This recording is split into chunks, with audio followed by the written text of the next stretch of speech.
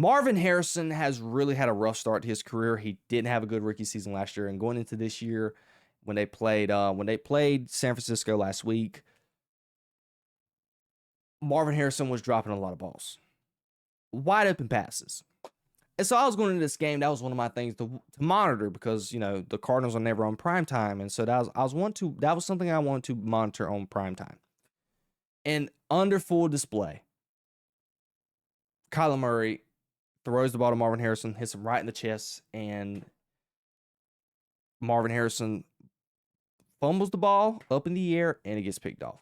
But Marvin Harrison got his touchdown, and you could tell that it meant so much to him. Like the emotions that happened when he got that touchdown catch in the second half, and even after that, he continued to make plays. So I'm glad to see. Hopefully next week, this is something that I want to see going into next week.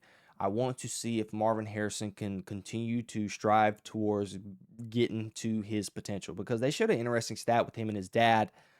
They were basically saying through a certain amount of games, him and Marvin Harrison's stats are literally identical to one another, and his dad's a Hall of Famer. So hopefully Marvin Harrison can literally build upon what everybody expected him to be coming out of the draft, because everybody was expecting him to be the best thing since sliced bread. He was in the same draft class with Malik Neighbors. I was one of those, and I was in that type of conversation saying Marvin Harrison is a no doubt or no brainer over Malik Neighbors, and a lot of people have Malik Neighbors over Marvin Harrison. I'm kind of eating crow on that, even though, condolences out to Malik Neighbors. He tore his ACL over the weekend, but Marvin Harrison was that guy. And I think Marvin Harrison has the potential to be very good in this league. So it's good to see that maybe he can shed off those demons by getting that touchdown, and maybe it's something that he can build towards.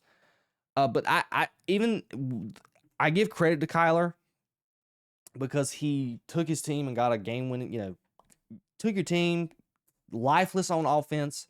Like Kyler Murray did not play well. I'm just keeping it up. Kyler Murray, his final stats, he was 27 for 41, 200 yards, 2 touchdowns, 2 interceptions. One of the interceptions were not his fault, but that first interception he threw to Marvin Harrison on that in route, I don't know where Kyler Murray was throwing that ball to. That was horrible. But outside that, I got to give credit to Kyler Murray. The offenses played bad. You really weren't protected that well. You had no type of even remnants of a run game at all. You could not really run the ball that well.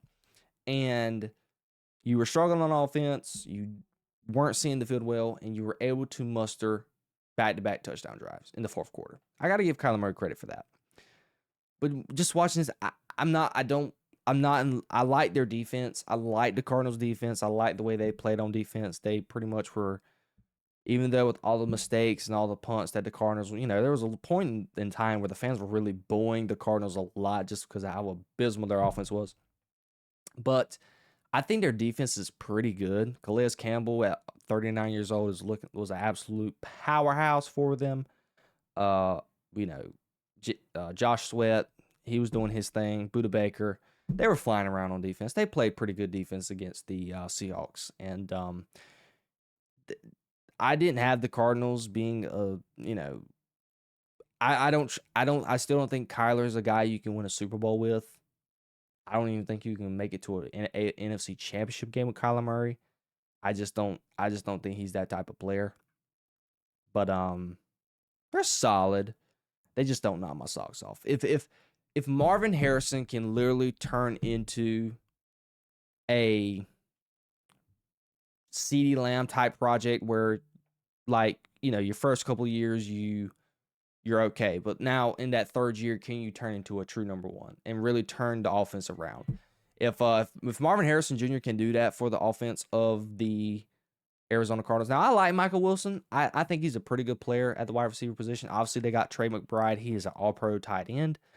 But if Marvin Harrison can take that leap, maybe I could think that the Cardinals could make some noise and probably make some noise in the playoffs in the NFC.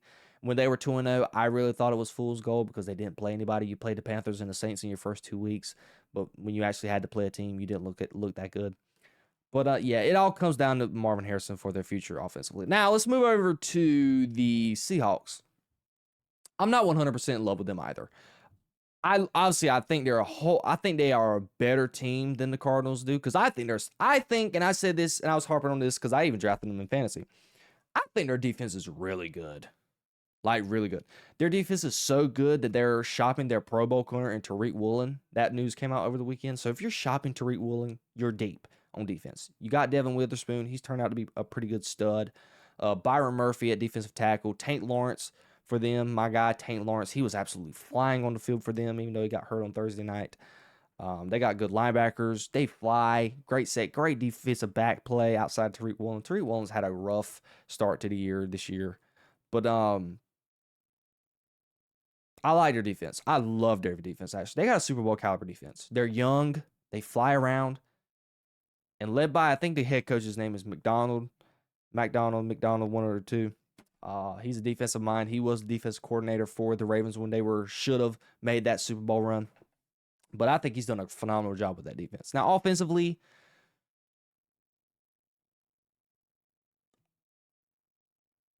Sam Darnold, I still don't think you can win a Super Bowl with him, but I think you can win a couple playoff games with him. I got to give credit. Sam Darnold's looked pretty good. He's actually looked pretty good. That ball that he threw to Arroyo in the second quarter off his back foot, you can't teach that. That's just straight talent and skill.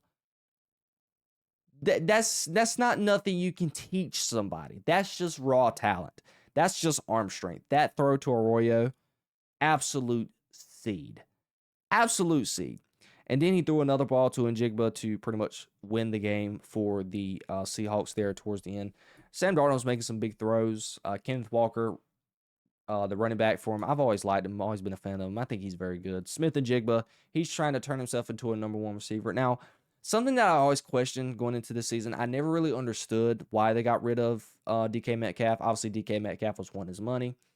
But I even though I'm an Ohio State guy, but JSN, he never struck me as a number one receiver. And it was kind of the same thing I can say with CeeDee Lamb. When Amari Cooper was there with CeeDee Lamb, I was sitting there like, okay, I don't think that CeeDee Lamb can ever develop into this wide receiver one, really, until going into CeeDee's second to third year.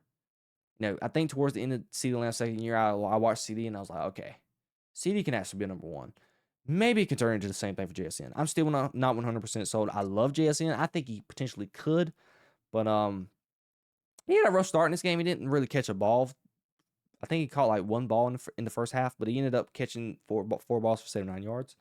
But that's just what their component to the offense. I think they're really still, it feels like when I watch them, they're still missing a piece. They are. I thought Seattle got very conservative towards the end of the game, but they got aggressive when they needed to come back and win. That's how they got conservative and let the Cardinals come back. But when they needed to win, they got aggressive. And shout out to Sam Darnold and JSN. They sold the deal for him. But I still think they're missing a piece on offense. And when you're going up a team against the Rams, I just don't see a scenario where they're going to beat the Rams. I think they could potentially trade this year when they play each other. But when it comes to a playoff scenario, I still think the Rams is definitely the superior team in their division. But I think they have an absolute bright future. If they can continue to use that GM of the Seahawks, he's built a pretty darn good team. And if they can build upon that in these upcoming drafts and draft a potential stud on the offense to complement JSN, Seattle can be through. I think they got a Super Bowl caliber defense already, but if they can make some noise on the offense and continue to build around, because they play a lot of two tight end set. Maybe that could be to their advantage. I don't know. But if you can get you a nice big target on the outside to be able to plug in what they lost with DK Metcalf, the Seahawks can be really dang good in the future. But that was just my quick thoughts of that game as well. And I know y'all guys can probably sit here and tell and think like, you're kind of fumbling your words a little bit. Yes, it's because I'm really trying to remember what relatively happened in that game. You gotta think. I've consumed a lot of football over the last 72 hours, And over here trying to remember all the games I just talked about earlier, and then going back all the way back to Thursday to try to remember what happened in that game. It's really rough. So count me some slack for that. But I wanted to at least bring it up.